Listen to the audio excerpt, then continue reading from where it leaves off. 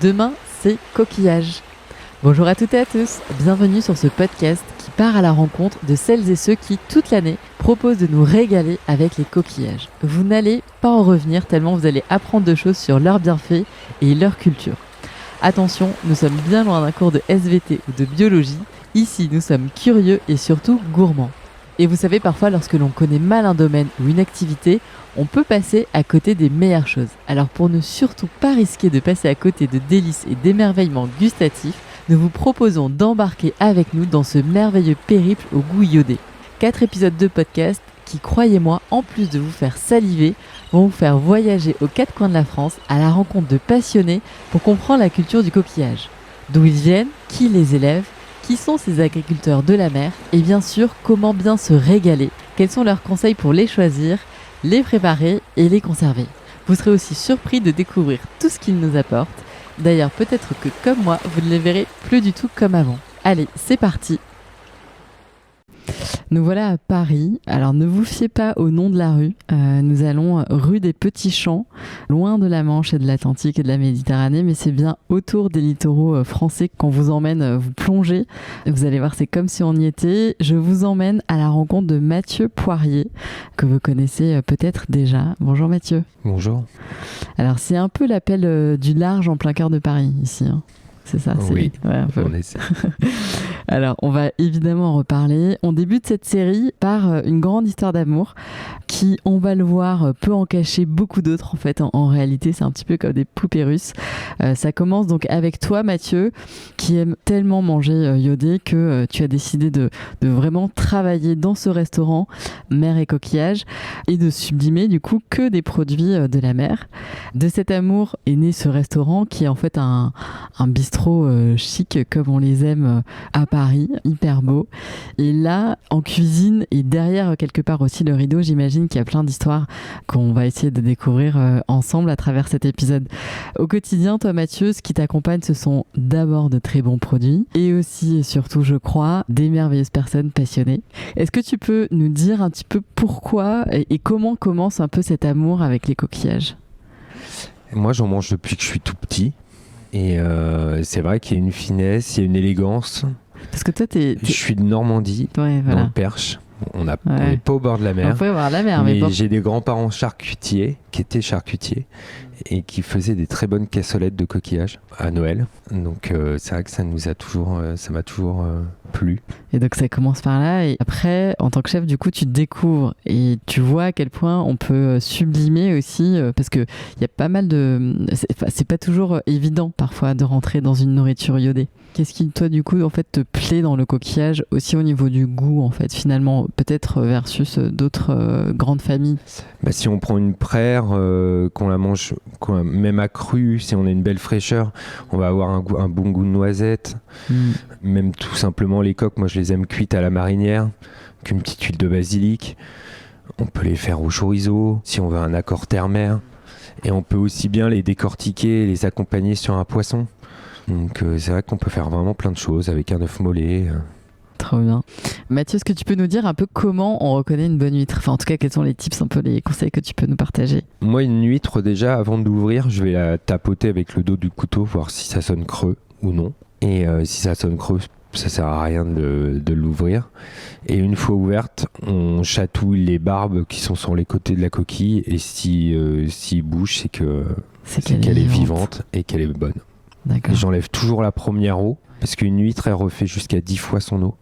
D'accord. Donc en fait, quand on ouvre, donc il y a c'est la première eau qui est souvent très iodée, évidemment quand on a une belle fraîcheur, et elle refait de suite une deuxième eau. Celle-ci, on la laisse dedans. Et toi, ta boussole, est-ce que c'est aussi pour choisir un peu les bonnes huîtres ? Est-ce qu'il y a des critères, c'est uniquement sur le goût, et tu vas peut-être nous dire un peu les huîtres que toi, tu aimes bien, ou est-ce qu'aussi, de manière esthétique, comme ça, de prime abord, parce que quand on les achète, elles sont fermées, est-ce que, voilà, ça aussi, ça joue pour toi ? Après, suivant les régions, elles ont toutes des typicités, des couleurs, suivant les algues, celles qui sont affinées, en clair ou non. Il y en a qui s'amusent à rajouter des algues, ça les colore. Moi, je les aime fines, pas trop grasses. Fines, donc c'est pas trop, donc c'est pas charnu, quoi. Pas trop charnu, oui. Ouais. Donc plutôt les petites. plutôt les petites. Ok. Et alors, je crois qu'il y a une numérotation dans les huîtres, c'est assez spécifique. Tu peux nous expliquer un peu comment ça marche et les petites, du coup, ça correspond à quel numéro? Plus le numéro est élevé, plus elles sont petites. D'accord. Et plus on arrive sur près de 0, là on arrive sur des huîtres qui sont très charnues. Donc celle que toi t'aimes bien, c'est... Moi j'aime bien les numéros 3, les numéros 4. Numéro 4 à l'apéritif, c'est je trouve un super format. Après les grosses, je préfère les travailler. Soit chaudes, soit en tartare, sur une viande ou non, ou dans un plat végétal. Ok. T'aurais des idées un peu là de recettes que tu peux nous partager Oui, moi actuellement là je fais un plat à base de polenta du Pays Basque. D'accord. Et dessus on peut très bien imaginer un tartare d'huître avec une petite émulsion d'herbes fraîches. Voilà. Et est-ce que du coup, donc là on a un peu parlé de l'huître, tu travailles pas que l'huître dans ton restaurant, et peut-être du coup nous raconter aussi les autres coquillages que tu travailles, mais à travers aussi les histoires avec leurs producteurs, parce que je crois que tu es très à cheval sur les producteurs avec lesquels tu travailles, tu fais une immense sélection pour avoir le meilleur goût aussi dans notre assiette et qu'on ait une expérience la plus belle et la plus savoureuse, je sais pas comment dire autrement. Comment tu choisis justement ces producteurs avec lesquels J'aime bien travailler en direct parce que c'est vrai que j'attache énormément d'importance à savoir d'où viennent mes produits, comment ils ont été élevés ou ramassés, vu que là je suis sur des coquillages sauvages, ramassés à pied, les coques elles viennent du Ria d'Etel, les moules de l'île de Groix élevés sur corde, et je trouve que c'est toujours chouette de connaître... Donc pour toi, la traçabilité, la transparence sur la chaîne, c'est un gage de qualité. Ouais, c'est hyper important parce qu'on a beaucoup de choses qui viennent de l'étranger si on ne s'intéresse pas à la provenance, alors qu'on a des produits incroyables en France et des producteurs qui travaillent hyper bien. Moi, je trouve ça dommage et je travaille comme ça sur les autres produits, donc... Ouais, t'as continué cette même éthique. Est-ce qu'il y a des saisons un peu qui sont meilleures que d'autres pour certains coquillages? Oui, les huîtres, la pleine saison est de octobre à mai. Là, on va arriver sur la fin. D'accord. Octobre à mai, c'est quand même... c'est une belle, bonne saison quand même. Ouais. C'est une belle période. Après, les moules, tout dépend des zones. D'accord. À Groix, il y a une pause en hiver. Et là, ça redémarre sur le printemps. Okay. Et là, les coques pas lourdes, on est à fond. En ce moment, c'est ça. Et donc, ça veut dire aussi que toi, tu t'adaptes à chaque fois dans tes menus avec cette saisonnalité-là? Oui, les moules, je les ai travaillés à l'ouverture. Dès que ça s'est arrêté, je l'ai enlevé de la carte. Et là, ça a repris, comme je te disais tout à l'heure, aujourd'hui. Ouais. Donc là, on est mi-avril. Là, je pense que ça va pas. Je vais en recevoir cette semaine. Trop bien. Et là, pour terminer, du coup, est-ce que tu aurais un petit tips, je sais pas, mais pour conserver? Alors, ça se conserve pas longtemps, mais tu vois, quand on achète, est-ce que ça se conserve un peu plus de 24-48 heures ou pas du tout? Comment Ah oui, si on part sur les huîtres, déjà, les huîtres dans le bas du réfrigérateur, elles se conservent très bien. On peut les garder plusieurs jours. Okay. Le problème, c'est pas quand elles ont été achetées, c'est quand elles ont été ramassées. Donc, faut poser des questions, en fait. Faut poser la question au poissonnier. Moi, je sais qu'une huître qui vient d'être ramassée, elle tient une dizaine de jours quand même. Ah oui, vivante encore 10 jours.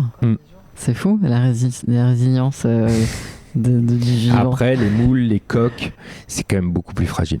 Nous, dans les restaurants, on les conserve on les met dans de l'eau avec un grammage de sel au litre. Et on les conserve comme ça et ça permet qu'elles continuent à cracher le peu de sable qui leur reste. Ça, c'est pour les coques surtout que tu fais ça? Coques, pas lourdes. Alors maintenant, c'est vrai qu'il y a les producteurs, ils sont rares à les envoyer, même ceux qui pêchent à pied, pas dessablés. Moi, j'ai connu ça il y a quelques années. On était obligé de les faire dessabler en chambre froide. C'était pas très rigolo, mais là, maintenant, c'est rare. Et est-ce que tu as une recette, parce que les coques, on a toujours cette recette en tête, tu vois, les plats Ouais, les linguines. Ouais, les linguines à l'angolais.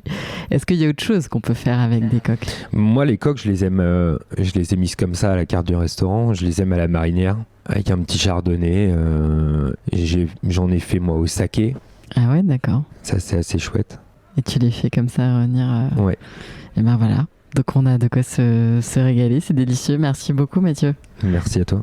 Dans le prochain épisode de ce podcast, nous partons à la rencontre de Benjamin Courtadon, le cofondateur de la Ferme des Baleines, un ostréiculteur pas comme les autres.